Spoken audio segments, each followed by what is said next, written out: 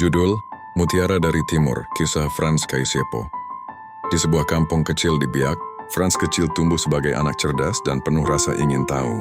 Ayahnya adalah seorang tokoh adat, dan ibunya mengajarkan nilai-nilai kesetiaan pada tanah leluhur.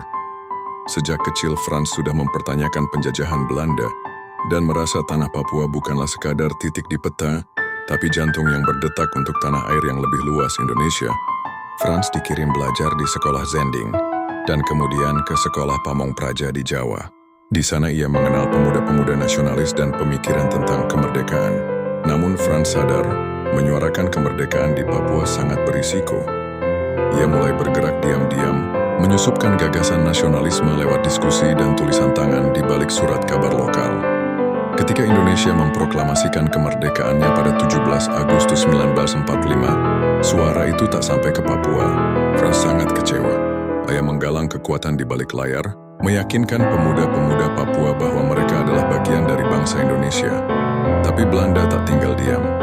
Ia diawasi, dituduh agitator, dan hampir dipenjara. Frans menjadi satu-satunya tokoh dari Papua yang ikut konferensi Malino tahun 1946 yang membahas masa depan Indonesia bagian timur. Di sana, ia mengejutkan semua pihak dengan menyatakan bahwa Papua adalah bagian dari Indonesia.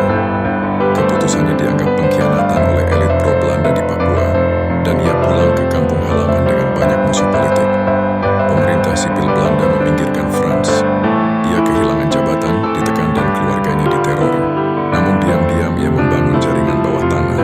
Guru, kepala suku, tokoh gereja, semua diajak bicara. Frans menanam semangat merah putih jauh sebelum bendera itu bisa berkibar di tanah Papua. Tahun 1992, saat Indonesia meluncurkan operasi Trikora, Frans berada di posisi sulit. Ia menjadi penghubung antara rakyat Papua dan pasukan Indonesia. Di tengah ancaman dari tentara Belanda dan elit Papua yang menolak integrasi, Frans mempertaruhkan nyawanya untuk menyelundupkan pesan, informasi, dan dukungan untuk Republik. Akhirnya pada 1 Mei 1963, Papua resmi menjadi bagian Indonesia. Frans diangkat sebagai tokoh penting dan akhirnya menjadi gubernur Irian Barat. Tapi justru di masa inilah konflik batin muncul. Ia menghadapi ketidakpuasan sebagian rakyat Papua, tekanan Jakarta, serta korupsi dan kesenjangan yang mulai tumbuh. Frans dikhianati oleh beberapa orang dekatnya yang menjual informasi kepada kekuatan asing dan mencoba menjatuhkan wibawanya. Ia difitnah, dicurigai, bahkan disidik secara diam-diam oleh pemerintah pusat karena dianggap terlalu berpihak pada rakyat. Namun ia tetap tegar dan memilih menulis surat kepada Presiden Soekarno langsung.